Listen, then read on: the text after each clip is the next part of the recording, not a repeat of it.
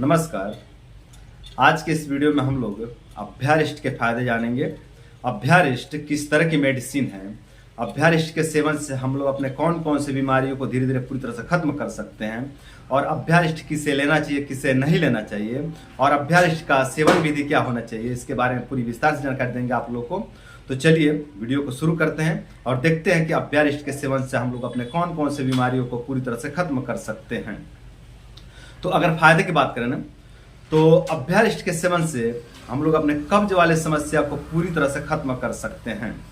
यदि आपको कब्ज की समस्या रहती है, आपको दो दिन लैट्रिन ही नहीं होती है, या फिर लैट्रिन होता है तो बहुत सख्त होता है, बहुत टाइट होता है, और लैट्रिन होते समय गुदा मार्ग को कट लग जाता है, इतनी सख्त होती है गुदा मार्ग पे कट लग जाता है, और उस कट के कारण कई बार ब्लीडिंग होने लगता है, कई बार बहुत ज़्यादा दाह होने लगता है, जलन होने लगता है गुदा मार्ग में। यदि इस तरह की समस्या आपको होती है ना,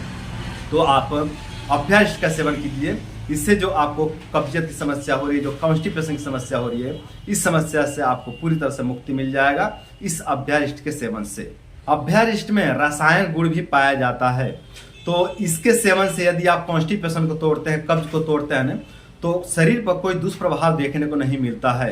यदि आप किसी तीक्ष्ण दवाई के प्रयोग से कॉन्स्टिपेशन को तोड़ते हैं, कब्ज को तोड़ते हैं ना, तो इससे देखने को मिलता है कि शरीर दिन पर दिन कमजोर होते हुए चला जाता है। कोई यदि आप तीक्ष्ण दवाई लेते हैं, पेट साफ करने की दवाई, दूसरी दवाई आप लेते हैं बाजार से लेकर के आप खाते हैं, तो उससे पेट तो साफ हो जाता है, कब्जियत तो टूट जाता है, लेकिन उसका दुष्प्रभाव ये देखने को मिलता है कि उससे शरीर में कमजोरी आने लग जाती है और आंतें भी दुर्बल हो जाती हैं।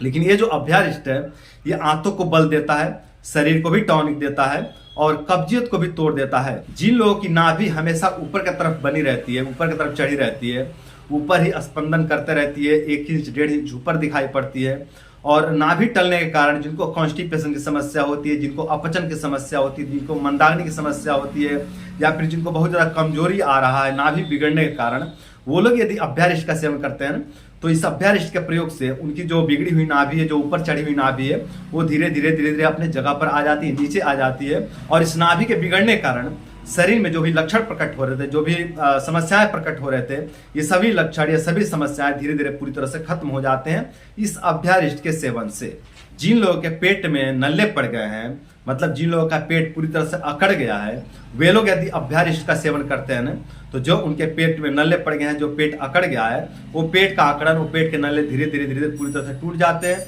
और पेट पूरी तरह से खुल जाता है। जो फुलाने में पेट फूलता नहीं था, जो पूरी तरह से अकड़ा अकड़ा से मालूम पड़ता था, वो पेट बहुत जो है कि सॉफ्ट हो जाता है, नरम हो जाता है, और पेट फुलाने पर आसानी से फूलने लगता है। और नल्ले पड़ने के कारण जो अपचन की समस्या रहती, जो मंदाग्नि की समस्या रहती थी, जो कब्जियत की समस्या रहती थी, जो है कि अनडाइजेशन की समस्या रहती थी, इन सभी समस्याओं से मुक्ति मिल जाता है इस अभ्यारिष्ट के सेवन से। जो लोग वातज मंदाग्नि या फिर कफज मंदाग्नि से पीड़ित हैं, मतलब जिन लोगों की जठराग्नि वात दोष के कारण या फिर कफ दोष के कारण मंद पड़ी हुई है, और अग्नि मंद होने के कारण अपचन की समस्या रहती है, बहुत ज़्यादा गैस बनता है, बहुत ज़्यादा पेट में ब्लोटिंग होता है, और बहुत ज़्यादा जो है कि कब्जियत रहती है, भूख ही नहीं लगता है, ठीक से प्यास नहीं लगता है, जिनको भी इस तरह की समस्या रहती है, वे लोग यदि अभ्यारिष्ट का सेवन करते हैं ना, तो जो उनकी अग्निवात के कारण या फिर कफ दोष के कारण मंद पड़ी थी, वो अग्नि प्रज्वलित हो जाती है। और मंद अग्नि होने के कारण शरीर में जो भी लक्षण प्रकट हो रहे थे, जो भी उपद्रव प्रकट हो रहे थे, ये सभी लक्षण, ये सभी उपद्रव धीरे धीरे पूरी तरह से दूर हो जाते हैं और व्यक्ति धीरे धीरे पूरी तरह से स्वस्थ हो जाता है इस अभ्यारिष्ट के सेवन से। जिन लोगों के शरीर में बहुत ज़्यादा ड्राइनेस आ गया है, मतलब जिन लोगों का शरीर बहुत ज़्यादा रुक्ष हो गया, बहुत ज़्यादा ड्राई हो गया है, वे लोग यदि अभ्यारिष्ट का सेवन करते हैं ना, तो इसके सेवन से जो उनके शरीर में ड्राइनेस आया है, जो रुक्षता आया है, ये रुक्षता, ये ड्राइनेस धीरे धीरे पूरी तरह से दूर हो जाता है, और उनके शरीर में एक प्रकार का चिकनापन आ जाता है, एक प्रकार का स्निग्धता आ जाता है इस अभ्यारिष्ट का सेवन से। जो लोग IBS-C से परेशान हैं, वे लोग यदि अभ्यारिष्ट का सेवन करते हैं ना, तो जो उनको IBS-C की समस्या है, मतलब जो उनको संग्रहणी की समस्या है, जो अपचन की समस्या है, जो मंदाग्नि की समस्या है, जो म्यूकस की समस्या है, और जो कॉन्स्टिपेशन की समस्या है, ये सभी समस्याएं उनकी धीरे धीरे पूरी तरह से खत्म हो जाते हैं इस अभ्यारिष्ट के सेवन से। वात दोष के प्रकोप होने के कारण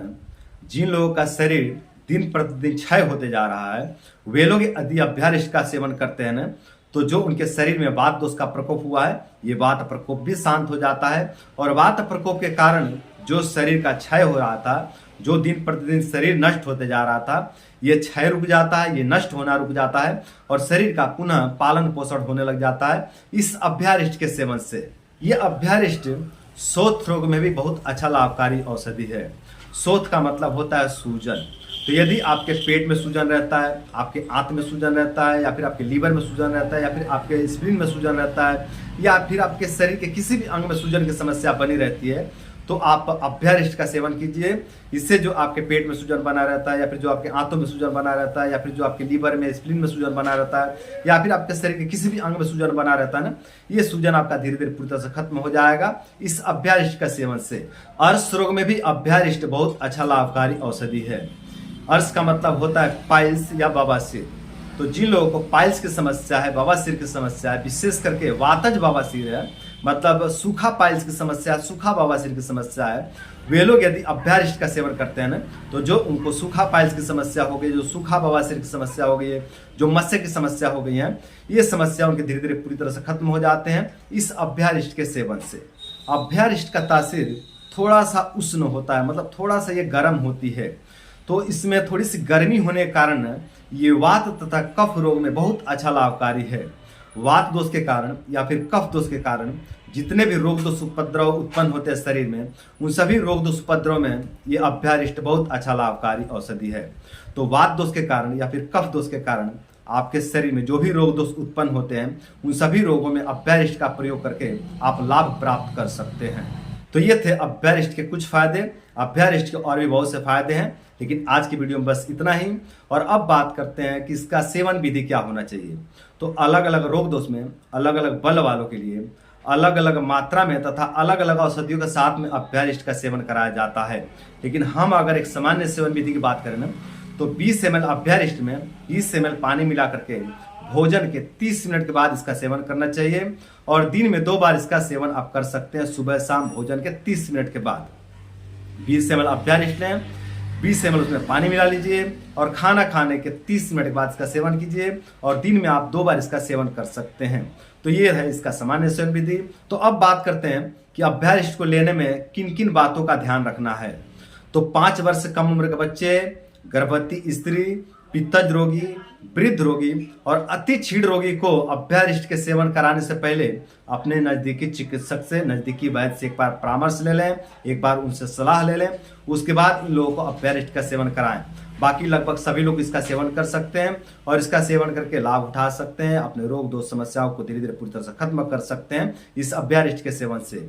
तो ये थे अभ्यारिष्ट के बारे में पूरी विस्तृत जानकारी। उम्मीद करता हूँ कि वीडियो आप लोगों को बहुत पसंद आया होगा और साथ ही ये भी उम्मीद करता हूँ कि इस वीडियो को फॉलो करके आप लोग अपने वात तथा कफ से संबंधित समस्याओं को धीरे धीरे पूरी तरह से खत्म करेंगे और अपने वात दोष और कफ दोष की समस्याओं को दूर करके आप लोग अपने जीवन को सुंदर, सरल एवं सफल बनाएंगे। तो आज के लिए इतना ही। नमस्कार।